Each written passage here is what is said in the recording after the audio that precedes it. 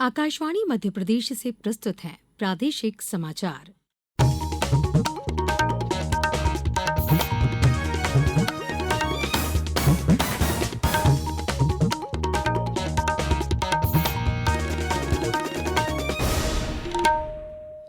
नमस्कार, समाचारों के साथ मैं पूर्वा त्रिवेदी। सबसे पहले इस बुलेटिन के मुख्य समाचार। केंद्रीय गृह मंत्री अमित शाह ने कहा कि पिछले एक दशक में देश के स्वास्थ्य ढांचे का स्तर ऊंचा हुआ है। प्रदेश में परिवहन सेवाओं को और बेहतर बनाया जाएगा, कहा मुख्यमंत्री डॉक्टर मोहन यादव ने।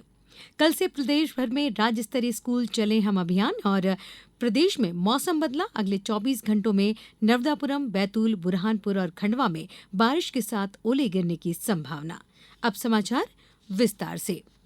केंद्रीय गृह मंत्री अमित शाह ने कहा कि नरेंद्र मोदी सरकार ने पिछले एक दशक में पूरे देश में स्वास्थ्य क्षेत्र में सुधार के लिए समग्र दृष्टिकोण अपनाकर देश के स्वास्थ्य ढांचे का स्तर ऊंचा किया है। गृह मंत्री हरियाणा के हिसार में महाराजा अग्रसेन चिकित्सा महाविद्यालय में महाराजा अग्रसेन की प्रतिमा का अनावरण करने के बाद एक सभा को संबोधित कर रहे थे। श्री शाह ने कहा कि वर्ष 2013-14 में केंद्र का स्वास्थ्य बजट 37,000 करोड़ रुपए था और वर्ष 2025-26 में ये 1,37,000 करोड़ रुपए कर दिया गया है। मेडिकल इंफ्रास्ट्रक्चर में ढेर सारा काम नरेंद्र मोदी सरकार ने किया। 64,000 करोड़ रुपया पब्लिक हेल्थ सेंटर और कम्युनिटी हेल्थ सेंटर इसके लिए खर्च कर एक बहुत बड़ा मेडिकल इंफ्रास्ट्रक्चर का बेसिक खाका बनाने का काम। 730 इंटीग्रेटेड पब्लिक हेल्थ लैब बनाए गए, 4382 ब्लॉक पब्लिक हेल्थ यूनिट्स बनाए गए और 602 क्रिटिकल केयर बॉक्स ये 10 साल के अंदर नए निर्मित किए गए। उन्होंने कहा कि नरेंद्र मोदी ने प्रधानमंत्री बनने के समय देश में 7 अखिल भारतीय आयुर्विज्ञान संस्थान एम्स थे, अब देश में 23 एम्स हैं। उन्होंने कहा कि चिकित्सा महाविद्यालयों की संख्या 387 से बढ़कर 766 हो गई है। गृह मंत्री ने कहा कि एमबीबीएस सीटों की संख्या 51,000 से बढ़कर 1,15,000 हो गई है। उन्होंने कहा कि अगले 5 वर्ष में एमबीबीएस की 85,000 अतिरिक्त सीट जोड़ी जाएंगी। मुख्यमंत्री डॉक्टर मोहन यादव ने कहा है कि प्रदेश के ग्रामीण, शहरी और इंटरसिटी परिवहन व्यवस्था को सुदृढ़ बनाया जाएगा। इसके लिए मुख्यमंत्री सुगम परिवहन सेवा प्रारंभ की जाएगी। मुख्यमंत्री आज अपने निवास स्थित समत्व भवन में नवीन परिवहन सेवा के संबंध में उच्च स्तरीय बैठक को संबोधित कर रहे थे।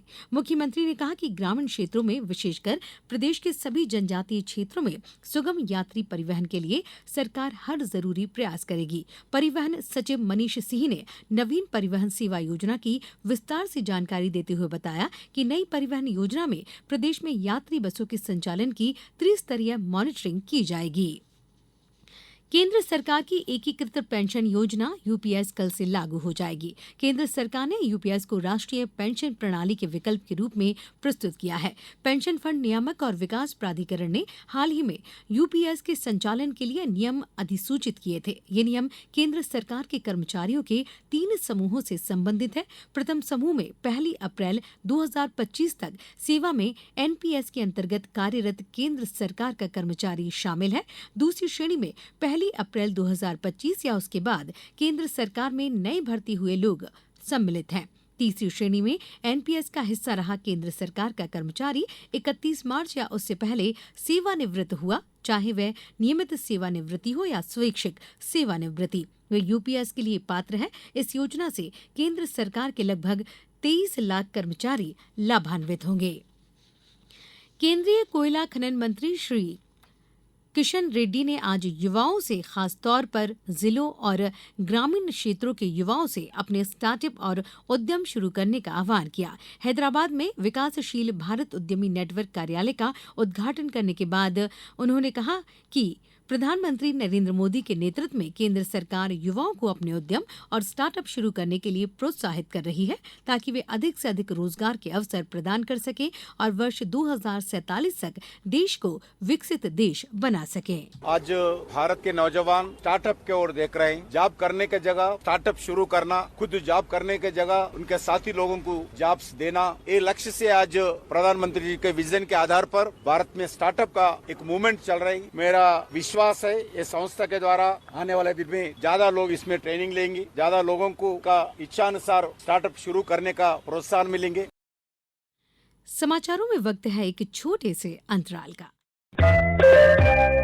ये समाचार आप आकाशवाणी मध्य प्रदेश से सुन रहे हैं। ये समाचार बुलेटिन YouTube पर, Madhya Pradesh news All India Radio channel पर और फेसबुक साथ ही एक्स प्लेटफॉर्म पर AIR न्यूज भोपाल पेज पर सुने जा सकते हैं। इसके अलावा आप हमारी वेबसाइट newsonair.gov.in पर अथवा न्यूज ऑन AIR ऐप पर भी समाचार सुन सकते हैं।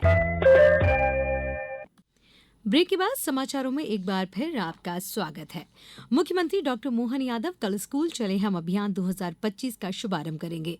भोपाल के शासकीय नवीन उच्चतर माध्यमिक विद्यालय में इस अवसर पर राज्य स्तरीय प्रवेशोत्सव कार्यक्रम भी होगा। मुख्यमंत्री डॉक्टर यादव स्कूल शिक्षा विभाग के शिक्षा पोर्टल 3.0 का शुभारंभ करेंगे।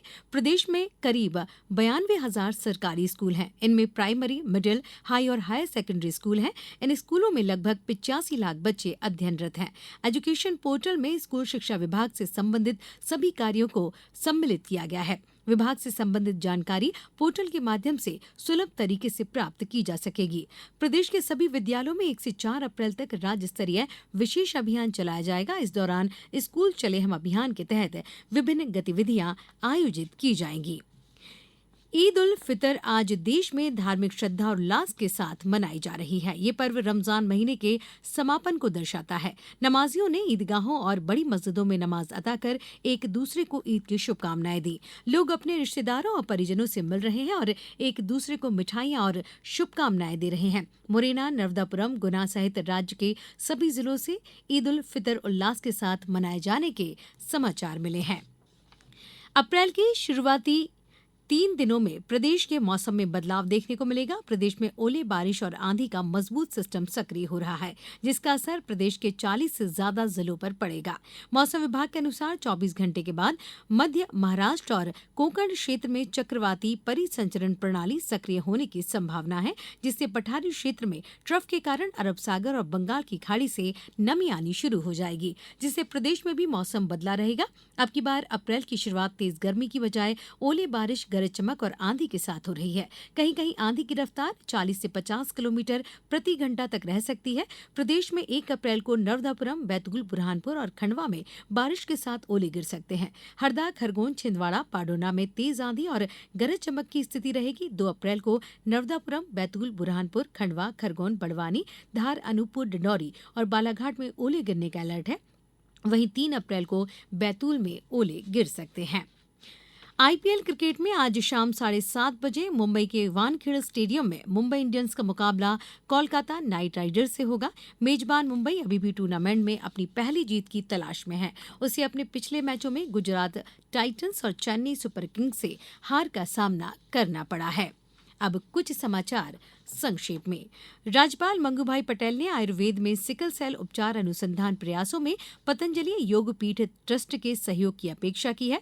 मुख्यमंत्री डॉक्टर मोहन यादव ने अखंड सौभाग्य, सुख, समृद्धि के पावन पर्व गणगौर की सभी को बधाई दी है। मुख्यमंत्री ने सोशल मीडिया एक्स पर अपने संदेश में कहा कि गणगौर सबके जीवन में संपन्नता, शुभता और मंगल की उत्तरोत्तर वृद्धि लेकर आए। संस्कृति, पर्यटन, धार्मिक न्यास एवं धर्मस्व विभाग राज्य मंत्री ने खंडवा जिले के ओमकारेश्वर स्थित गौमुख घाट पर सफाई अभियान का शुभारंभ किया और नर्मदापुरम जिले में 63,554 किसानों ने समर्थन मूल्य पर गेहूं विक्रय के लिए पंजीयन कराया है। जिले में बनाए गए 166 उपार्जन केंद्रों पर 5,721 किसानों ने स्लॉट बुक किया है। इस बुलेटिन में बस इतना ही। अगला बुलेटिन कल सुबह 7:10 पर। अनुमति दीजिए। नमस्कार।